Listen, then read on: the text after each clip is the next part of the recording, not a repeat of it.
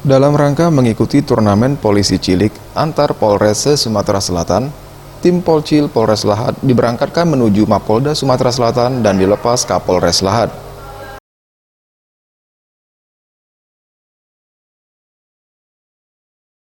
Pada kesempatan ini, Polres Lahad mengirim satu peleton tim polisi cilik yang berjumlah 33 orang dengan didampingi satu orang komandan regu pada turnamen yang digelar dalam rangka HUT lalu lintas ini.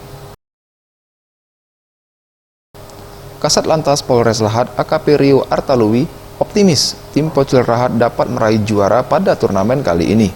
Mengingat tim Polcil Polres Lahad sudah mempersiapkan diri untuk mengikuti turnamen ini dengan giat berlatih. Kontingen Polcil Polres Lahad untuk mengikuti turnamen Polcil antar Polres dalam rangka HUT lalu lintas. Di Lahad sendiri itu jumlah pasukan kita satu peleton sebanyak 33 orang, ya sebanyak tambah satu dantonnya berarti 34 orang itu berangkat ke Palembang. Demi memberi dukungan dan semangat, keberangkatan puluhan pelajar sekolah dasar yang akan diberangkatkan sebagai tim polisi cilik Polres Lahad ini juga dilepas oleh orang tua masing-masing pelajar.